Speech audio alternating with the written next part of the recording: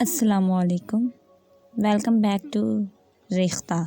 Imran series rock head میں ہم نے ابھی تک یہ دیکھا کہ کیسے ایک بزرگ آدمی عمران کے فلیٹ کے پاس پہنچا، اس نے اس کی مدد کی اور پھر کس طرح نعمانی نے اپنے ایک ہمسائے کی مدد کی۔ آگے چلتے ہیں۔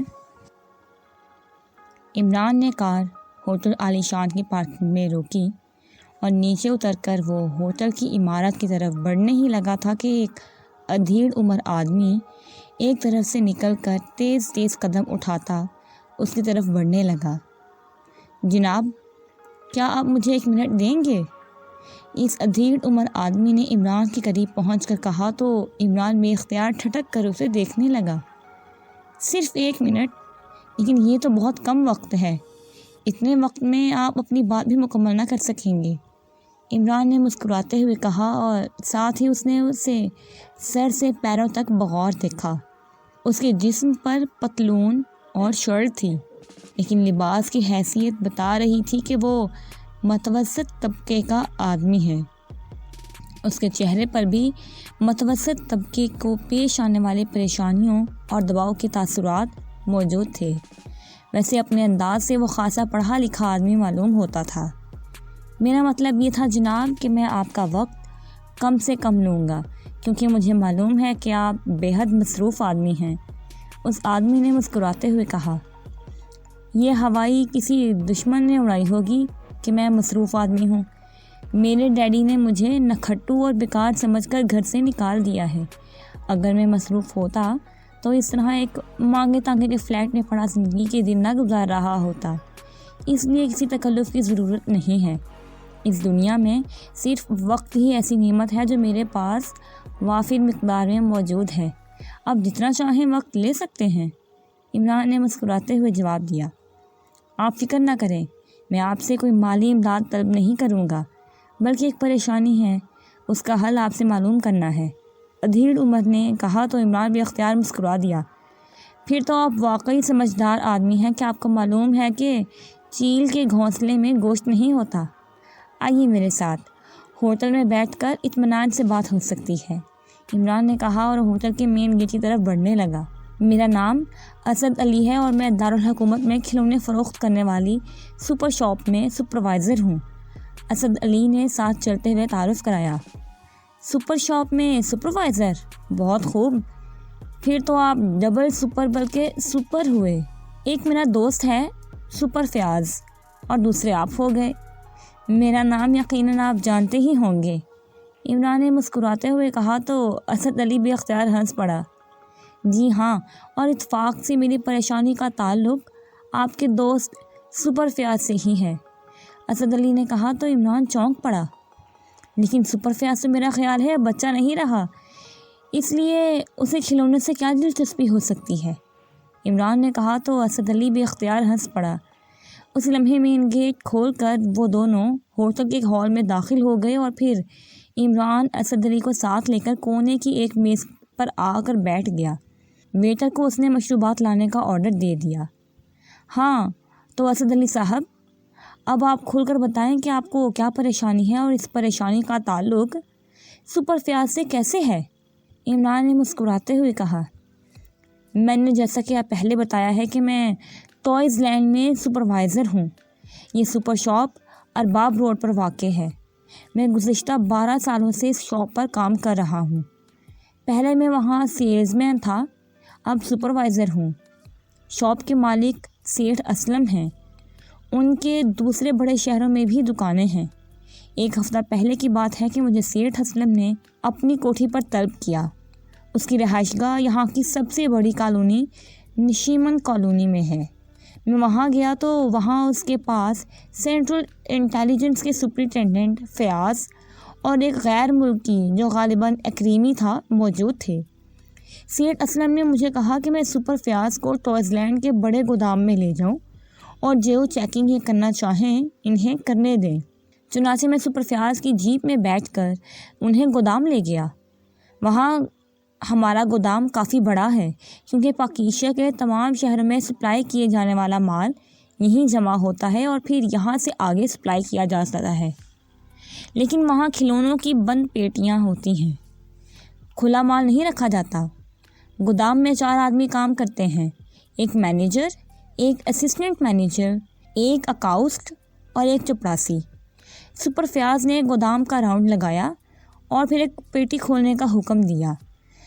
چونکہ سیٹھ اسلم نے مینیجر کو فون کر دیا تھا، اس لیے مینیجر نے سپر فیاض کے حکم پر وہ پیٹی کھول دی۔ اس میں غیر ملکی کھلونے پیک تھے۔ سپر فیاض صاحب کھلونے اٹھا کر دیکھتے رہے، پھر انہوں نے مجھے کہا کہ میں ان کے ساتھ ان کے ہیڈ کوارٹر چلوں، کیونکہ وہ مجھ سے مزید پوچھ گچھ کرنا چاہتے تھے، اور میں ان کے ساتھ ان کے ہیڈ کوارٹر پہنچ گیا۔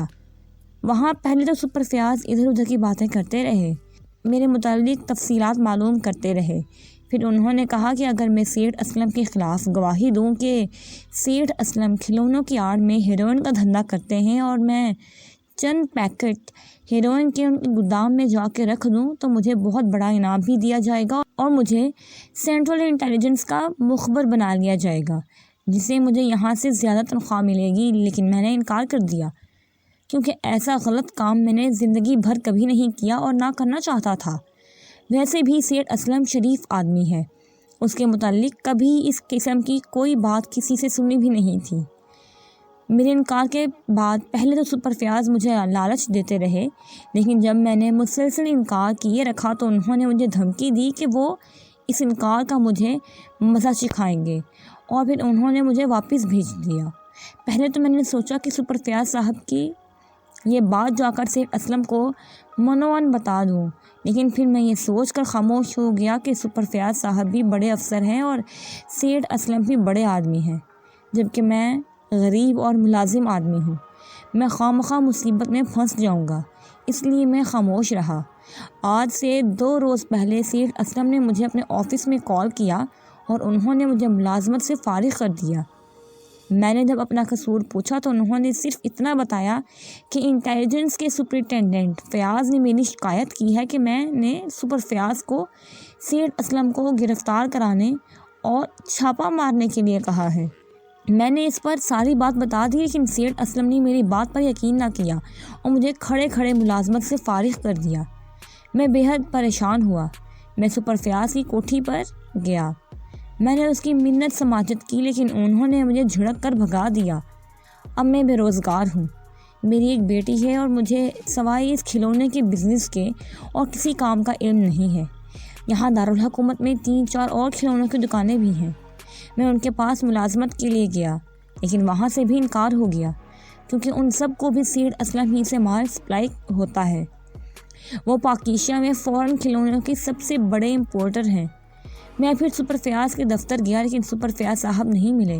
ان کے چپراسی نے جب مجھے پریشان دیکھا اور پھر مجھ سے حال و احوال پوچھا تو میں نے اسے ساری بات بتا دی۔ اس نے مجھے آپ کا پتہ دیا کہ آپ ہی میری پریشانی دور کر سکتے ہیں۔ میں آپ کے فلیٹ پر گیا، لیکن وہاں آپ سے ملاقات نہ ہو سکی۔ یہاں سے قریب ہی میرا گھر ہے۔ میں اپنے گھر جا رہا تھا کہ میں نے آپ کی کار ہوٹل میں مڑتے ہوئے دیکھی، چنانچہ میں ادھر آ گیا۔ اسد علی نے پوری تفصیل بتاتے ہوئے کہا۔ اس دوران مشروبات کی بوتلیں آ گئی تھیں اور عمران ساتھ ساتھ مشروبات بھی سپ کرتا رہا، جبکہ اسد علی بوتل ہاتھ میں پکڑے مسلسل بولتا ہی رہا تھا۔ کیا تم نے پہلے میری کار دیکھی ہوئی تھی یا مجھے پہلے سے جانتے تھے؟ عمران نے کہا۔ جی ہاں، پہلی بار جب میں آپ کے فلیٹ پر گیا تھا تو آپ اس وقت کار میں بیٹھ کر جا رہے تھے۔ میں نے آپ کو اور آپ کی کار کو دیکھا، لیکن چونکہ میں آپ کو پہچانتا نہ تھا اس لیے میں سیڑھیاں چڑھ کر اوپر چلا گیا۔ وہاں آپ کے ملازم نے بتایا کہ آپ چند لمحے پہلے چلے گئے ہیں۔ تب مجھے آپ کا خیال آیا اور میرے پوچھنے پر آپ کے ملازم نے میرے خیال کی تصدیق کر دی، اس لیے میرے ذہن میں آپ کی کار اور آپ کا چہرہ محفوظ تھا۔ اسد علی نے جواب دیا تو عمران نے اس بات میں سر ہلا دیا۔ تو اب آپ کیا چاہتے ہیں کہ سپر فیاض سیٹھ اسلم سے کہہ کر آپ کی نوکری پر بحال کرائے یا سیٹھ اسلم براہ راست آپ کو نوکری پر بحال کرے؟ عمران نے کہا۔ جب تک سپر فیاض صاحب نہیں کہیں گے سیٹھ اسلم مجھے نوکری پر بحال نہیں کریں گے۔ اسد علی نے کہا۔ کیا آپ یہ بات سپر فیاض کے منہ پر کہہ سکتے ہیں کہ اس نے آپ پر دباؤ ڈالا کہ آپ سیٹھ اسلم کے خلاف جھوٹی شہادت دیں اور ہیروئن کے پیکٹ اسے گودام میں چھپائیں؟ عمران نے اسد علی کو غور سے دیکھتے ہوئے کہا۔ بالکل کہہ سکتا ہوں، آپ کے سامنے میں نے ایک لفظ بھی جھوٹ نہیں بولا۔ اب یہ اور بات ہے کہ سپر فیاض ہی تسلیم کریں یا نہ کریں۔ اسد علی نے بڑے صاف لہجے میں کہا تو عمران نے اس بات میں سر ہلا دیا۔ عمران نے ویٹر کو اشارہ کیا، فون یہاں لے آؤ۔ عمران نے ویٹر کے قریب آنے پر اس سے کہا، یس سر۔ ویٹر نے اس بات میں سر ہلاتے ہوئے کہا اور واپس مڑ گیا۔ تھوڑی دیر بعد اس نے ایک کارڈلیس فون پیس لا کر عمران کے سامنے میز پر رکھ دیا۔ آپ کو سیٹ اسلم کے فون نمبرز معلوم ہیں؟ عمران نے اسد علی سے پوچھا۔ جی ہاں، وہ اس وقت اپنے آفس میں ہوں گے، اسد علی نے کہا اور فون نمبر بتا دیے۔ عمران نے اسد علی کے بتائے ہوئے نمبر پریس کر دیے۔ یس، ایک نسوانی آواز سنائی دی۔ سیٹ اسلم صاحب سے بات کرائیں، میں علی عمران بول رہا ہوں، عمران نے سنجیدہ لہجے میں کہا۔ ہولڈ آن کریں، دوسری طرف سے کہا گیا۔ ہیلو، میں سیٹ اسلم بول رہا ہوں۔ چند لمحوں بعد ایک بھاری سی آواز سنائی دی۔ آپ نے شاید سپرنٹینڈنٹ فیاض کے منہ سے میرا نام سنا ہو، میرا نام علی عمران ہے، عمران نے کہا۔ نہیں جناب، میں نے تو آپ کا نام سپرنٹینڈنٹ فیاض کے منہ سے نہیں سنا اور نہ ہی سپرنٹینڈنٹ فیاض صاحب سے میرا کوئی قریبی تعلق ہے۔ بہرحال فرمائیے آپ نے کس مقصد کے لیے فون کیا ہے؟ دوسری طرف سے جواب دیا گیا۔ لیکن قریبی تعلق نہ ہونے کے باوجود آپ نے سپرنٹینڈنٹ فیاض کی شکایت پر اپنے ایک پرانے ملازم اسد علی کو کھڑے کھڑے نوکری سے نکال دیا، عمران نے ہونٹ بھینچتے ہوئے کہا۔ یہ میرا اپنا مسئلہ ہے جناب، میں اپنے ملازم کو چاہے کھڑے کھڑے نکال دوں یا بیٹھ کر نکال دوں، میں اس سلسلے میں کسی قسم کی مداخلت پسند نہیں کیا کرتا اور نہ میں اس سلسلے میں کسی کی سفارش مانا کرتا ہوں۔ دوسری طرف سے اسپاٹ لہجے میں جواب دیا گیا اور اس کے ساتھ ہی رابطہ ختم ہو گیا۔ عمران نے ایک طویل سانس لیتے ہوئے فون آف کیا اور ایک بار پھر نمبر پریس کرنے شروع کر دیے۔ اسد علی خاموش بیٹھا ہوا تھا۔ فیاض بول رہا ہوں، سپرنٹینڈنٹ سینٹرل انٹیلیجنس بیورو۔ رابطہ قائم ہوتے ہی سپر فیاض نے اپنے مخصوص فاخرانہ لہجے میں کہا۔ علی عمران بول رہا ہوں، عمران نے جواب دیا۔ اوہ تم کہاں سے بول رہے ہو؟ میں نے تو تم سے فوری اور ضروری ملنا تھا، میں نے فلیٹ پر فون کیا تھا، تمہارے باورچی سلیمان نے کہا کہ تم موجود نہیں ہو۔ دوسری طرف سے سپر فیاض نے انتہائی پرجوش لہجے میں کہا۔ کیوں، خیریت ہے؟ کہیں ڈیڈی نے تو کچھ نہیں کہہ دیا؟ لیکن یہ سن لو کہ ڈیڈی سفارش ماننے کے قائل نہیں ہیں، عمران نے مسکراتے ہوئے کہا۔ تمہارے ڈیڈی صرف سفارش ہی نہیں مانتے اور بہت کچھ بھی نہیں مانتے۔ میرے پاس ایک کیس ہے جعلی کرنسی کا، لیکن اس کیس میں کوئی کلو ہی نہیں مل رہا اور تمہارے ڈیڈی میری بات ہی نہیں مانتے، وہ کہتے ہیں کہ ہر صورت میں ملزم پکڑے جائیں۔ اب تم خود بتاؤ کہ میں کیا کروں؟ کیا راہ جاتے آدمی کو ملزم بنا کر ان کے سامنے پیش کر دوں؟ میں نے اس سلسلے میں تم سے ملنا ہے، سپر فیاض نے کہا۔ تو یہ تمہارے لیے کون سا انوکھا کام ہے؟ پہلے بھی تو تم ٹوائز لینڈ کے سیٹ اسلم کے ملازم اسد علی سپروائزر کو یہ آفر کر چکے ہو کہ وہ سیٹ اسلم کے خلاف جھوٹی شہادت دے اور ہیروئن کے پیکٹ اس کے گودام میں چھپا دے، اور جب اس نے تمہاری بات ماننے سے انکار کر دیا تو تم نے سیٹ اسلم سے شکایت لگا کر اسے نوکری سے ہی نکلوا دیا۔ اب بھی ایسا ہی کر لو۔ اسد علی اگر نہیں مانا تو کیا یہ ضروری ہے کہ اور بھی لوگ لالچ میں نہیں آئیں گے؟ عمران نے منہ بناتے ہوئے کہا۔ کیا مطلب؟ تمہیں ان سب باتوں کا کیسے معلوم ہوا؟ کیا تم قوم جنات میں سے تو نہیں ہو؟ سپر فیاض نے حیرت بھرے لہجے میں کہا۔ پہلے تم بتاؤ کہ کیا تم نے اسد علی سے یہ بات کی تھی؟ عمران نے کہا۔ ہاں کی تھی، میں اس سیٹ اسلم کو پھنسانا چاہتا تھا کیونکہ میرا خیال ہے کہ اس کا کوئی نہ کوئی تعلق جعلی کرنسی کے کیس سے ہے، لیکن اس کے تعلقات بہت اوپر تک ہیں، صدر تک، اس لیے میں اسے صرف شک کی بنا پر گرفتار نہیں کر سکتا تھا، اور جب تک وہ گرفتار نہ ہو اسے پوچھ گچھ نہیں ہو سکتی۔ لیکن تمہیں ان سب باتوں کا کیسے علم ہوا؟ سپر فیاض نے کہا۔ لیکن پھر تم نے اسد علی کی شکایت سیٹ اسلم سے کیوں کی؟ عمران نے غصے لہجے میں کہا۔ میں نے تو اس سپروائزر کے بارے میں کوئی بات نہیں کی، صرف اتنی بات ہوئی تھی کہ سپروائزر اسد علی بہت کچھ جانتا ہے، لیکن وہ بتانے سے انکاری ہے۔ اگر وہ زبان کھول دیں تو بہت سے راز اوپن ہو جائیں گے اور یہ ہے بھی حقیقت، سپر فیاض نے کہا۔ تمہیں معلوم ہے کہ سیٹھ اسلم نے تمہاری یہ بات سن کر اس سپروائزر اسد علی کو نوکری سے نکال دیا ہے اور اب وہ غریب دھکے کھاتا پھر رہا ہے۔ وہ تمہاری کوٹھی پر بھی آیا تھا لیکن تم نے اسے جھڑک کر بھگا دیا۔ عمران نے کہا،